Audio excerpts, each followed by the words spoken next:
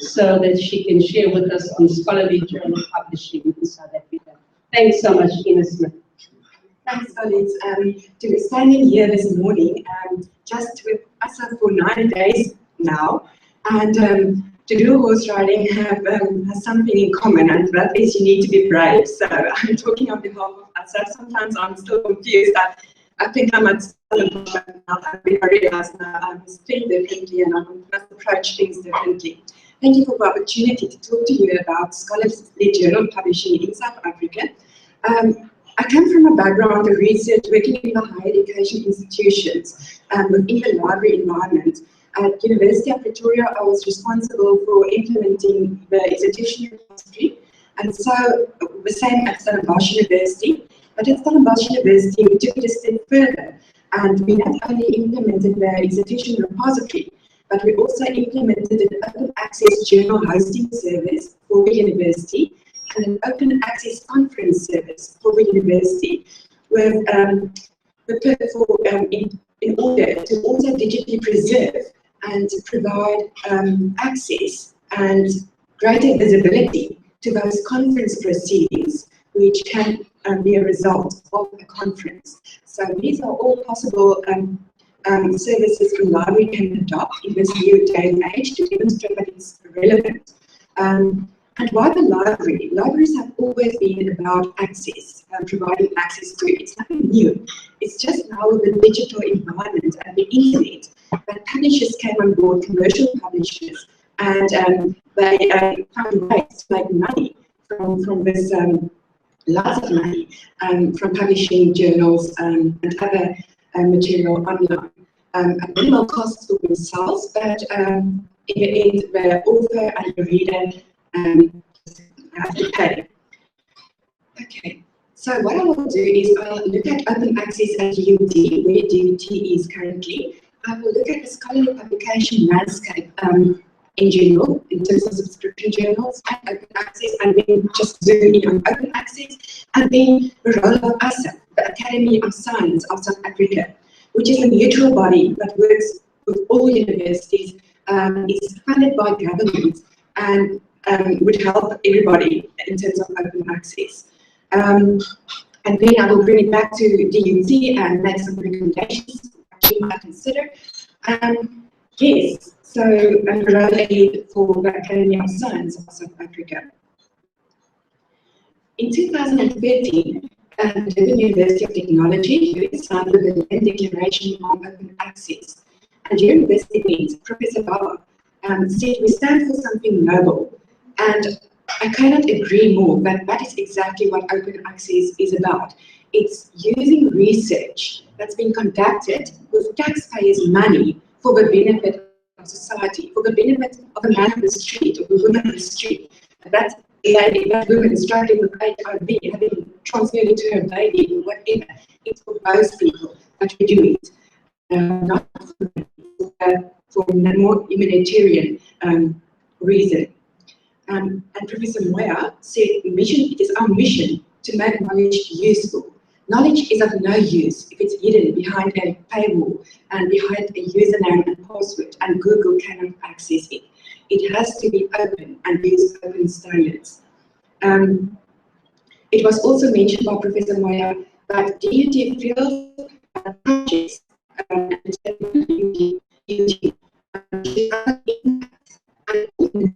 all over the world are under increasing pressure to demonstrate the impact of their research. How many times have it been locked down? Has it been downloaded? How many times has it been cited?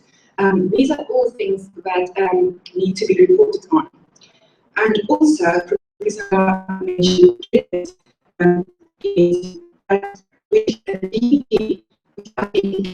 production of new knowledge. And new knowledge can only be produced if you have access to existing knowledge, to avoid duplication of effort, but also to improve on existing knowledge and innovation, and to innovate more, as Professor Bawa said in his opening sentence. Okay, Laura has discussed OERs, focused on the OERs, but I'm just going to go back to the two routes to level the playing field here. Green route, which is institutional repositories, and DUT is one of 24 South African institutions with an institutional repository. What an institutional repository is used for is not to keep you from publishing as always. What it does is to encourage you to submit a second copy of your research output, your articles, the thesis and dissertations, data sets, and more to the repository. So you will continue to publish as always, but negotiate your author rights with the publisher and get permission for you to submit a second copy on the open access repository. So continue as always with the subscription journals if you want to, but remember to negotiate your rights. The gold open access route and refers to open access journal titles. There's two ways in which a university can support the gold route, is by encouraging the researchers to publish in DHET accredited open access journal titles. But like I've said, the university library or the research office or the IT division can consider, it can be a collaborative effort amongst all the stakeholders on campus to host an open access journal service and take that power away from the publishers who's just in it for money. Because we have proven at Stellenbosch University that it can be done. The journal remains the owner, the publisher, and the library can provide the software, the support, the training, that is part of the scholarly publication process. During my presentation, which is not going to be very long, I will be focusing on the gold route on publishing in open access journal titles. Now, what are open access journal titles? As with subscription journal titles, they are peer-reviewed, and as Professor Bauer mentioned earlier, it can be traditionally peer-reviewed, but in the open access environment, it's even better because articles are being reviewed post-publication. So it's open to even more reviewers, to the whole world, to peer review and to comment. And he mentioned the example of the Journal of Mediterranean Science that was accused of plagiarism. In that journal, some of these journals are not open, and it makes it even more difficult to establish if plagiarism has not been conducted, if it's closed behind a paywall or username and password, then it's more difficult to find these kind of journals.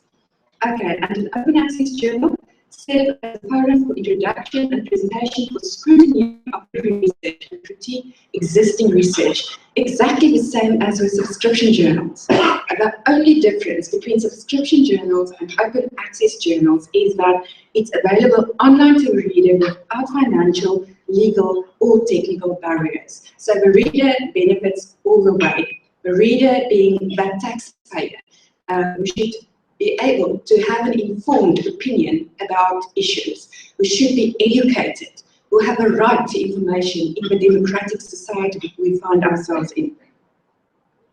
Okay, this is the journal Professor Bauer referred to this morning. It was published on the 13th of October. This newspaper clipping journal fails the test.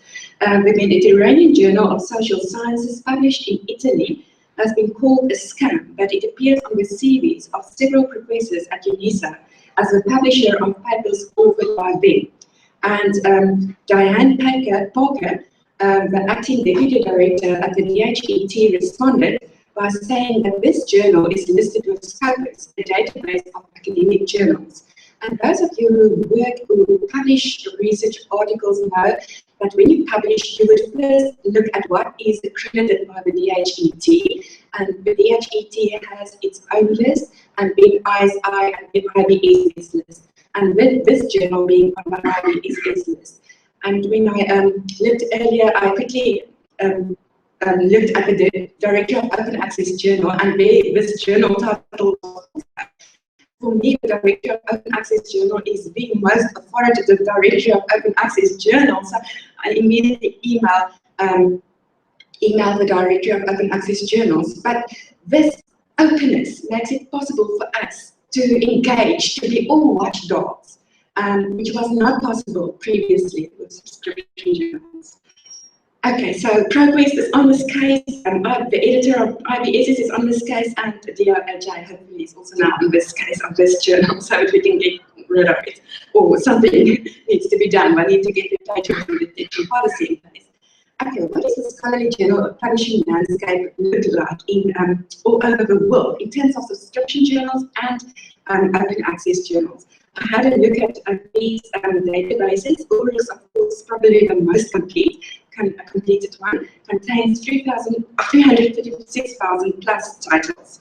And then the Thomson Reuters Master Journal, only 60,970 of those, and Scopus 29,000. And then we have a DHET list with approximately 262. So how many journals are not included for DHET accreditation? Does that mean that they are of no value? What does it mean for us? Does it mean if a researcher published in one of these journals, it's not as the same quality as the rest? I don't think so. I seriously think we need to really look at accreditation process in South Africa, and that's what ASSAf's role will be and is currently, evaluating the quality of journals. In terms of open access journals, and this is where that Mediterranean journal was also listed, there are currently 10,032 open access journal titles listed on the directory of open access journals. And to be included in this directory, you also need to adhere to certain criteria. So regardless of DOJ, Scopus measurements, etc., that journal managed to, just continue to publish. So that's kind of strange, but maybe it's the first time that plagiarism was conducted. And, yeah, but it was. I don't know what the reason is. But anyway, South African open access journal a few open access journal pages or and there's also publication. I still think that it might go head around this publication thing, but it might work. At Stellenbosch University, we when I left, we had 20 journal titles hosted, published by departments at Stellenbosch University, and the library assisted with the online journal software and assisted the journals with to such a level that it can be accredited. Then the Health Map Medical Publishing Group has 11 journal titles. ASSAf, they publish one journal, the South African Journal of Science, but what's happening here is they duplicate 46 other titles from these other platforms to make it more visible and for inclusion in the Web of Science, so to increase the visibility. And then the African Journal Online database contains 86 titles, ASSAf 26 titles, and Subelec 95 titles. And as I've indicated, there are overlaps. What we would like to strive to at ASSAf is to register as a publisher, open access publisher with ASSAf. So you can engage as a university in open access publishing. Go and have a look at the requirements, the ASSAf requirements, and register yourself as a publisher. Okay, so you can see only two, ASSAf and ASSAf at this stage are registered as publishers with ASSAf. Okay, in terms of the South African open access scholarly journal landscape, there are 71 open access journals registered with DOJ only. And I can guarantee, like you've seen, there are many more. I think we have at ASSAf, we will try and get them all to register and assist the editors to go through this process, which is not difficult, but they need to have certain measurements in place. What's the digital preservation policy? Which we will assist them with. Okay, on institutional level, and this is now from Stellenbosch University, in September last month only, and before I left, as a very well goodbye gift, I did an audit of journal titles published at the university, and when I started to ask around, UCT did not have a record of journal titles published by departments. And when I prepared this, I was asking myself, I wonder if the DUT has a record of titles published by this institution. We know which articles are being published, and we know we need to receive funding for those articles. from the Department of Higher Education and Training, but do we know which journal titles? So I think if you plan to engage in this scholarly journal publishing environment, the first thing you need to do is to conduct an audit of scholarly journal publications at your institution. What I did was to I just posted an email to the mailing list, and you can work with the subject librarians. You can decide how you want to go about that. Spontaneously, the editors contributed, and it was as if they wanted to be acknowledged, because there was no acknowledgement online anyway on the Stellenbosch University page. So in the end, we managed to identify 106 titles, of which 59, the majority, were open access. And that was great news for me, because I thought nobody knew about this open access thing, and they would never go open access. So it came as a huge surprise. And you're welcome to go and have a look at how we did it. We compiled a wiki page, and we just entered the titles with hyperlinks to the titles. We indicated who are the editors, and yes, some basic info just initially. And from there, you can maybe target specific journal titles. Go and have a look at what the quality of equality is, and help them to improve their quality. Should they need improvement, and if they are available in print only, help them to make the migration to online. In terms of open access software, journal software, Stellenbosch University uses OJS, Health Medical Publishing, OJS, OJS, and ASSAf uses Cielo, a Brazilian product. They also call the service Cielo journals, but what it means in the end, that all journals accredited are included in the Cielo database. But in future, and that's primarily why I've been appointed, is to support institutions, higher education institutions in South Africa, to start hosting open access journal titles, to provide training. OJ is by far the most popular software. It's been, it has a huge user support group, and our researchers are familiar with it, so it makes it a logic choice. So in future, ASSAf will also support OJS and Scholar One, so that editors can decide where they want to publish and which software they want to use. We will guide them through the whole process. You will have an option. You can either decide to host OJS at your institution, or you can host the journals with ASSAf, so if you don't have an IT infrastructure. Now, the ASSAf Scholarly Publishing Program, and that's SPU, is a small division of ASSAf. ASSAf focuses on advice in terms of policies, advising government in terms of policies to implement, and also acknowledging excellence in research. That's their primary role.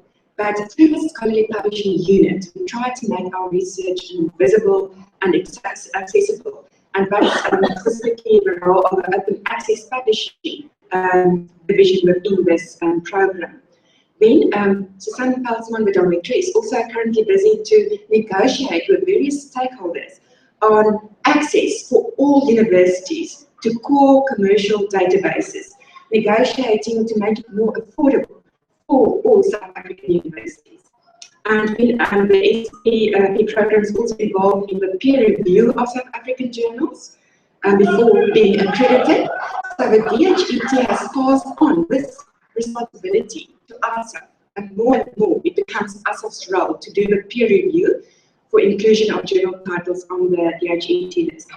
They also do a scientific writing program, and they have a National Scholarly Editors Forum, where editors in South Africa get together and discuss burning issues. They get speakers from all over the world. What are the new trends in terms of publishing? That's the purpose of the Editors Forum. And then there's the Book Publishers Forum we also work on.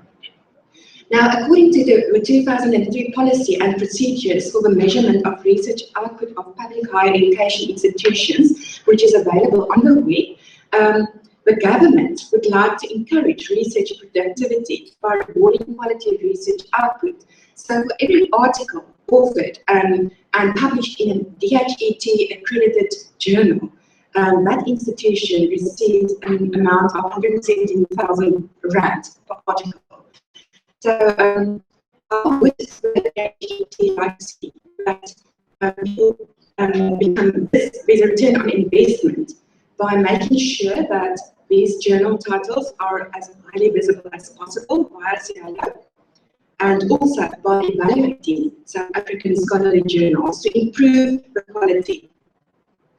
According to a report from ASSAf, South Africa's higher education system is confronted with three major priorities: to produce a highly qualified human resource base which is needed for national development, to develop the next generation of academics to sustain and transform wisdom, and to produce high-quality research and innovation outputs that can enhance the country's global competitiveness. And then all three priorities are absolutely dependent on access to papers published by other scholars. If we don't have that access, we cannot fulfill those requirements. Local and international and leading journals. Many of these journals are high-cost commercial papers published by large multinational corporations. And the equitable model, as ASSAf says it, will be a more cost-effective and sustainable route for facilitating access to the intellectual resources required for achieving our higher education priorities. Without this, for the investment of billions of additional rands in higher education, we are unlikely to succeed in developing an equitable, diverse human resource base on which to build the knowledge economy. So that's the rationale for the service which ASSAf offers in terms of open access journals. Important developments to ensure continued quality assurance, visibility and accessibility of South African journals, which ASSAf has put into place, and ASSAf has been mandated by the South African government to do this. Is the certification of the SA collection, inclusion on the Web of Knowledge platform, signing of a memorandum of understanding with the Department of Education and Training to do quality peer review of all South African journal titles, change the DHET policy for automatic accreditation of South African journals, and approve accreditation policy to its publishing of books and conference proceedings. So although we're working and focusing on journals now, and we will also be working on books and conference proceedings. Now, ASSAf has set in place certain criteria needs to accredit. So instead of having the journal, we would like, and the journal does not qualify in future, we would like to be proactive and help the journal to get to adhere to all these criteria before going online. So what is important is the reputational standing of the editorial board members, the quality of the articles, how many issues or articles per annum, and are they published timely? If you said you will be publishing 2 issues per annum, are they published on time? That's very important. Does the content of this journal title is a representative of the best work in our country?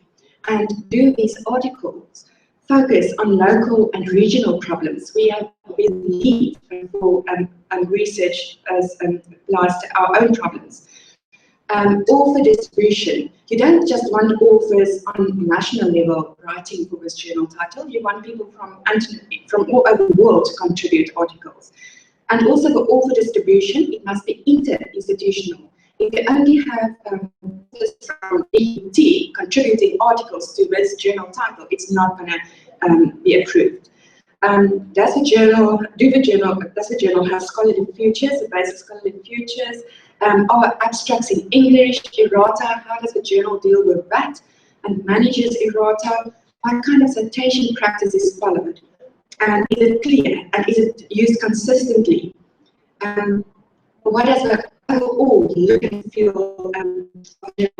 how it's presented, style, copy editing? Does it provide a stimulus for new researchers to further their research and to innovate? How does it compare with leading international journals? And all these criteria from ASSAf, when a journal title is evaluated, ASSAf gets together a panel of researchers who are experts. They do it free of charge, they're independent. Nobody, in the end, the journal title won't know who the reviewers are, but they review the journal title based on these criteria, and then the comments from the panel is posted or sent to this editor of this journal, and the editor has an opportunity to respond and to correct these things if they are not the case. But in the end, all these reports are published in a report, and it's made openly accessible. So that might impact on the authorship for a journal. If you get a bad report from ASSAf, then it might prevent authors from publishing in your journal title. So best be to be proactive and to adhere to the international quality standard. The access journals also have some criteria. Once the journal can open access, the journal editor can apply to include in the directory. The journal should have an online EISSN. Even though it has an ISSN, it needs to have an EISSN because it's published in a different format. The publisher platform host aggregated details should be visible. They should have a policy raised submission charges and article processing charges. They should have a digital archiving policy. The metadata should be PMH compliant, Open Archives Initiative for Protocol for metadata harvesting. And what it means, it should be interoperable. You go from one platform to another, and should be able to read and understand the metadata, as with cataloging. Persistent digital object identifiers should be assigned to journal articles, and the journal title should be registered with a body such as Crossread. Why DOIs are important is because of metrics. Through DOIs, we hope to one day demonstrate the impact of a journal, and if correctly cited with the DOI included, then it will be an indicator of how many times a journal title has been cited. Currently, with journal titles hosted all over in institutional repositories, there's no one central tool that brings all the statistics together. So that for me is a challenge. So the only way I think this can be solved is by assigning DOIs to individual journal articles. And I just want to add, should you work with ASSAf to publish journal titles, ASSAf and the Department of Higher Education and Training will carry the costs for those DOIs. So yes, the software, everything will be provided free of charge. Okay, then there's also double-blind peer review should be, there should be a double-blind peer review process in place. The aims and the scope should be clear. There should be clear instructions to authors. A plagiarism detection policy should be in place. Even if you don't have plagiarism detection, just mention it so that you're open about it. How long is the period between submission and publication of the article? Is it acceptable? Open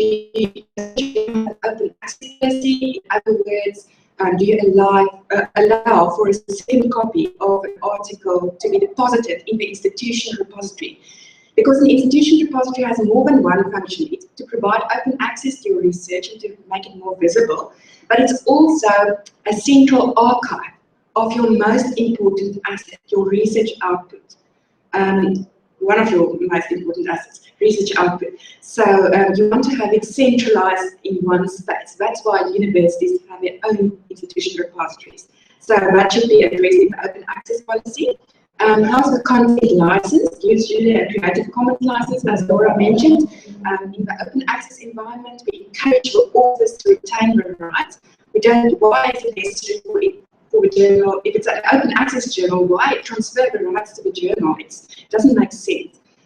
And also a deposit policy. For example, the journal's policy is to deposit it with Crossread, the metadata to Crossread, to make it more visible and to preserve the metadata. So some more criteria which have not been included in ASSAf's criteria or the DOJ, which I would like to see be included. The journal should have a proper web page and authoritative URL, something like journals.ac, which is academic.za, not just org.za or ca.za, which can mean anything. Journal history should be then documented so that we know the journal has already proved, has been used and has been around, has a lot of expertise on board. Journal metrics. Is there an indicator on the journal page how many times the journals have been downloaded or accessed or started? What happened with previously published issues that's available in print only? Where can one find these? At Stellenbosch University, what we did, we tried to make the online open access journal as complete as possible. So with Scientia Militaria, it's just one example. They started publishing in 1969, and we digitized all those articles retrospectively. So long after the authors have passed away, that research output still have potential value. We assigned DOIs to those articles, and they are now being indexed by Google. And when I say index, the full text is indexed. You don't just need to rely on a table of contents or just basic metadata. The full text is indexed by OJS. An ethics and malpractice statement is important. Information on accreditation indexing, who is accredited by the HET, as is included in IBSSISI, just makes it easier for the reader and the potential author to decide whether he or she wants to publish with this journal title. And more research are also included as part of a metadata. Org ID is an open ID system which you can also consider implementing, and all these open source software tools make provision for org ID metadata field. So researchers can enter that when submitting an article. And there should be an agreement between the author and the journal title, and the journal title and the publisher. Now, coming back to DOT research outputs, a few recommendations, a few observations. You have a repository which is going strongly. It already has 1,050 plus articles in it. So please continue to get your researchers to submit a second copy of research output to the repository. Not only research articles, but each and every piece of dissertation. Digitize if you have funds and upload retrospectively. Create links from your research report to the items in your institution repository. Encourage departments to also, when they do their reports for departments, to also create links so that the report can become interactive. And continue to publish in open access DHET accredited journals. Through ASSAf, we have to include more open access journal titles in the accredited list. And I also hope to work towards a database to which universities can link, so that each university does not have its own Excel list all over the web. That's also a challenge. Negotiate copyright with publishers whenever you author an article and want to publish. And you can also add an addendum, the Spark author's addendum, to your article, in which you indicate that you would like to keep certain rights and you want to submit a copy on your repository. As I've said, conduct an audit of what's going on in your institution. How many journal titles are being published? It might be 2, it might be 20, but it's worthwhile to investigate. And then also, what do you do with your data sets? How do you manage the data sets that accompany journal articles, theses, dissertations? That's also something that to keep in mind, and ASSAf has not engaged in this yet. Okay. The road ahead for ASSAf, we would like to engage in dialogue with all the stakeholders on a national open access policy, so that we save universities the effort of negotiating on institutional level. I think it will be more from a funder approach, and make it a funder requirement. Whenever you publish an article and you make use of funder funds, then it has to go onto the repository. Article processing charges needs to be investigated. There's a huge discrepancy amongst what international journals charge. If you publish in an ASSAf journal or Thomson Reuters journals, it's massive amounts of money. We would like to improve the quality of South African journals, as indicated, but be proactive, not coming in at the end and give you a very bad report on your journal, but from the start, help you to adhere to the criteria. Then we are very much about impact factor, and the higher the impact factor, the better it is to publish in that journal, and the more prestigious is that journal. So we need to take this dialogue further. What is more important, an open access quality journal or a high impact factor journal that's been in your hands using a password? And then we will also continue to monitor trends, new trends in terms of journal publishing, video journals, crowdsourced peer review. Professor Bawa mentioned we should relook how peer reviewing is done. Maybe crowdsourced peer review is an option. Early cite, in other words, making a research article available before the full issue has been published, but already people can view it, etc., and cite it. And we also publish the article immediately following peer review. That might also be an option, and it's possible with open access journal software that we have access to. So that's all from my side. I want to thank you, and as Laura's is also a license, you can use it for commercial purposes and make money, try to make money from it, which I doubt you will. Thank you very much. Thank you very much. And I want us to just offer another set of congratulations thanks to Ina for keeping in good time. Thank you very much, Ina. There is some opportunity for some questions. I know Ina has, for me, I am quite inspired by quite a lot of the offers that you've made and some of the thinking that you have. I'm not in trouble with us. Well, let's see if there's any questions from the floor regarding some of these offers. Thank you.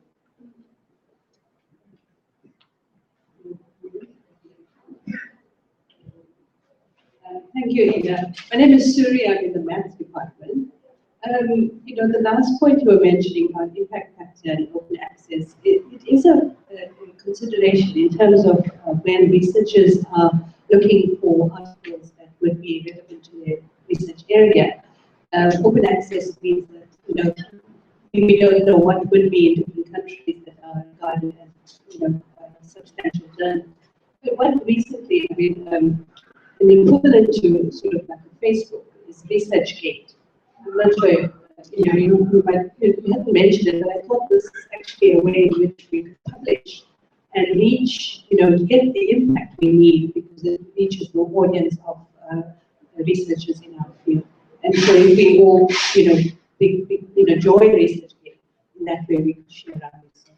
Open access. Absolutely. I think if I remember correctly, ResearchGate has an option. If somebody searches for an article authored by you, it will point you to the institution, back to the institution or not. Or request, you can request that the article be made available as full text. Is that right? So if all research articles were made available on the repository in this instance, ResearchGate would have picked it up, and you know, it would have saved you the time. So I agree, there should be collaboration. It should not be duplicated, because I see ResearchGate not necessarily as a digital preservation. It's a third-party tool. You don't know what they're going to do with it. Do they have the correct measures in place to guarantee that your research will forever be accessible?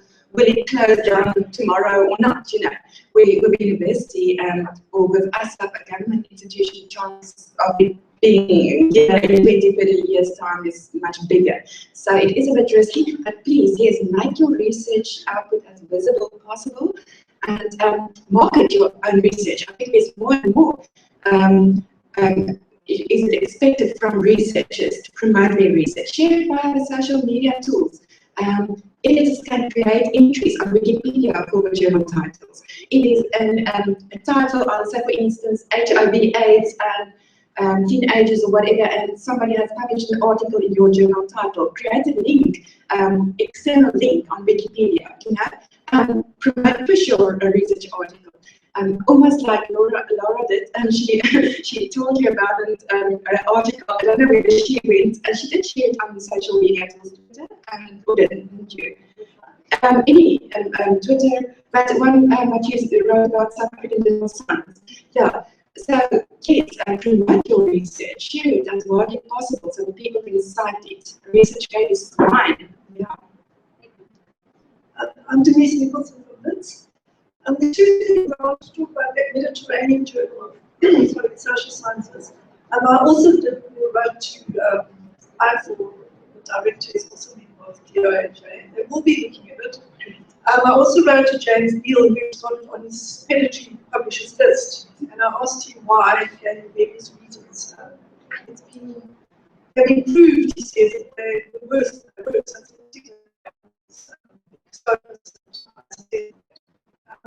he said that PSS and scope actually should have it on their list. So it'll be interesting to see what the DOAJ does, because I did also say to him that I noticed that all the ones that meet their criteria from March has got a green tick. This one doesn't. So they said that it doesn't necessarily mean it's bad, but it hasn't met the new standards. So I think when we use DOAJ, look at the green ticks, because those are the ones that aren't doing the new standards. And secondly, can ASSAf do something about lobbying to the publishers in South Africa to put their copyright policies onto Sherpa Romeo? I've been trying for the past 4 years, and they keep backing down and saying we haven't got a policy, we haven't got a policy. And they'll only give individual permissions. But if perhaps from ASSAF's side, if you could put the policies of the open access ones that are there on Sherpa Romeo, we will host it for nothing. Then maybe we can know what our South African publishers' policies are. Thanks, Denise. Yes, I fully agree. I haven't even thought about that, but yes, it's a need that we use Sherpa Romeo, as a directory to see what the policy of the journal title is in terms of open access. And the Beale's list, yes, keep an eye on the Beale's list. You don't want to let your journal end up, or any journal like your exhibition end up on Beale's list. So rather stick to the criteria which I presented to you this morning. Beale's list contains a number of titles that's predatory, and unfortunately open access is huge because it's so easy to set up a journal. Anybody can set up a journal.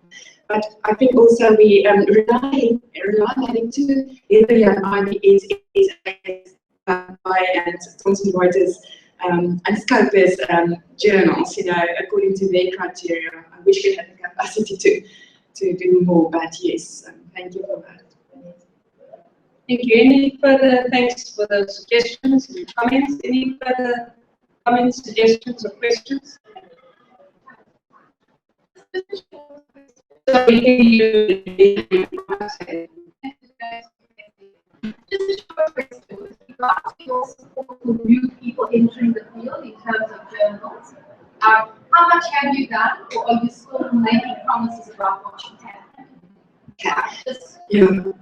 No, we're definitely not making promises. We're in the proposal stage. Like I said, I started 9 days ago, and we are really my role to provide that service together with a team, of course. But that would be my role to roll it out. So we're busy with that. Yes, we will definitely communicate it once we are past the proposal stage. And yes, we need to demonstrate and help all to get on board. Thank you. Those who know me don't know, so I don't promise. I do. I like to implement. Okay. Thank you very much. Any other last statements? No? Thank you very much once again to Ina for that. Thank you for sharing. We're now ready for lunch. Lunch is served, am I right, Graham, as you go out to your left before you go down the staircase. There's a restaurant there for lunch. We will join for lunch.